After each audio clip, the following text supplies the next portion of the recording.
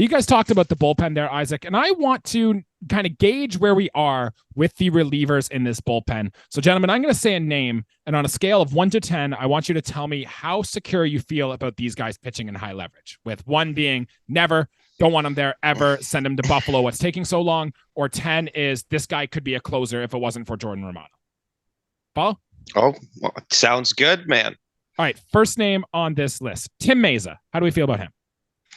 I'm going to start this one off because I don't think there is another answer. If you answer less than an 8, I think you're crazy. I'm going to say a 9.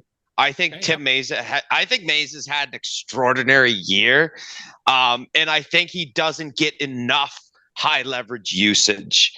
At this point in the year, I hold him higher than an Eric Swanson. I've always Tim Mesa's been around the Jays for a long time now. He's been a long time tendered guy. He's been there in the clubhouse, on the field, pitched a lot of innings in relief for us, and this is his best year of his career, and he's absolutely should be used more in high leverage. I'm going to say a 9. Isaac? Yeah, I'm going to say 7.5 only because not that I don't think that he's got it. I just think that he's such a specialty pitcher, right? Like he comes in only in certain situations, whereas a closer, you need to come in no matter what. So that's why I'm only going to say 7.5 in terms of the rating scale that you gave me. Interesting choice that John Schneider also used Mesa as the first man out of the bullpen today behind Yusei Kikuchi. But I agree, he'd be up there with me, probably about an 8.5 out of 10. He gave up an earned run today. He had another appearance where he gave up a 2-run home run against Cleveland. Before then, he hadn't given up an earned run since July 23rd against the Dodgers. So that was in LA for what it's worth. That's how long it's been since Tim Mesa gave up an earned run. Next name on my list, Eric Swanson. How do we feel about him on a scale of 1 to 10? So you guys are throwing in your point decimal numbers. If I gave Mesa a 9, I'm gonna give Eric Swanson a 7 right now. And at some point in the year, probably early on to the All-Star break, it probably would have been a solid 8. But because we've acquired different arms, both righties and lefties, I feel like Swanson has should have been shuffled down the depth charts a little bit, and I think at times he has been. I think he's a tremendous pitcher. I think he's got a lot more than what his numbers say. So I'm going to say a 7. Isaac?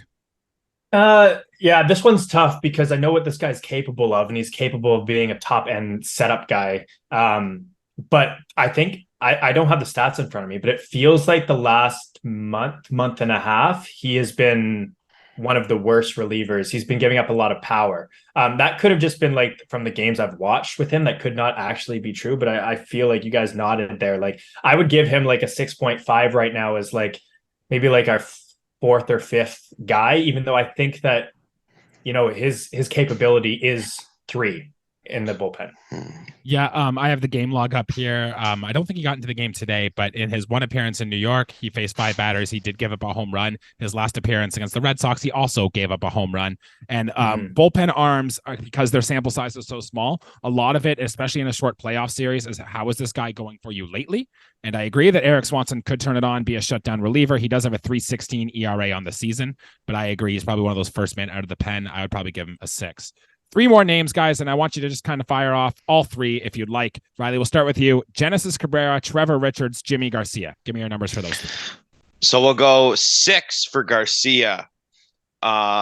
Genesis Cabrera, I think I would give a 6 as well, maybe a 5. And Trevor Richards, I'm going to give him a 2. Right. And that I know he's had a good year, but I don't think high leverage is his thing.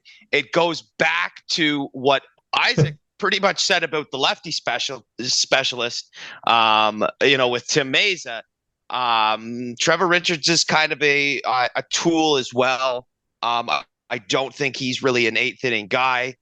And I just think there are better choices with a guy like, say, Jordan Hicks or even Eric Swanson, ahead of Trevor Richards. I think he's had a pretty good year. The numbers can back that up. He's had a couple of crazy blowups. Like, I mean, ridiculous. Mm-hmm. There was a real bad one I read in the last week. I know that. Texas, But yeah, 5 earned runs, no yeah, outs. yeah, exactly. So, I mean, for me, not that I know a 2 sounds horrible, but I think there are better suits for being a setup guy and going into the later innings in a close ball game.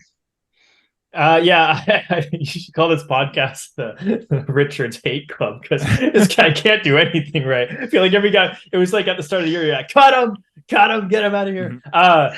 I'm gonna give him like a 5. It's one of those things where like in long relief, sometimes he comes in, gives you 3 innings with like 6 strikeouts or something crazy like that. And then other times he has a blowout. So like in the playoffs, I would use him very sparingly. Like maybe if Kikuchi only comes out and gives you 4 innings, you might put the guy in, right?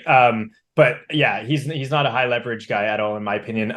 Same with Genesis Cabrera. I really liked when he first came here, and I liked the guy's fire. He's like the most intense guy on this baseball team. When he strikes someone out, even if we have like a 4-run lead, he's like pounding his glove and stuff. I love it.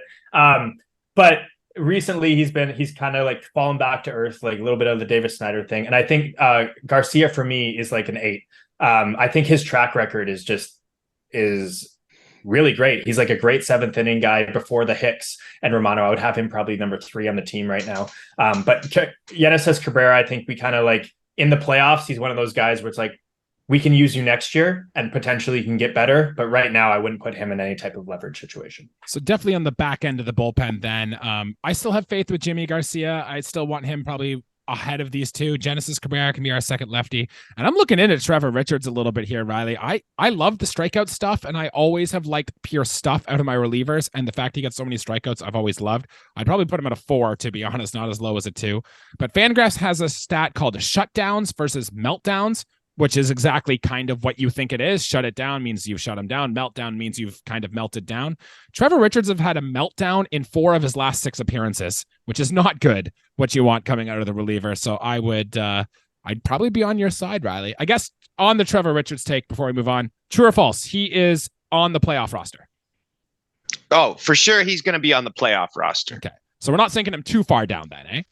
No, yeah. I think he's on the Isaac made a very good point about, the fact that he can go multiple innings.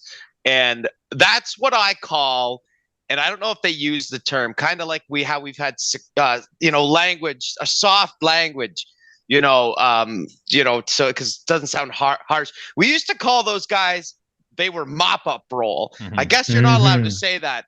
That's kind of what Trevor Richards is, a glorified mop-up guy for me. But he's still crafty. He's got good stuff and could pitch. The thing is, he could pitch in high leverage. The question was, guys, do I want him to pitch in high leverage? Right. Okay. Yeah, I don't want a guy that's going to throw 18 changeups in a row at 82 miles per hour in the 8th inning in a close ball game. Sure.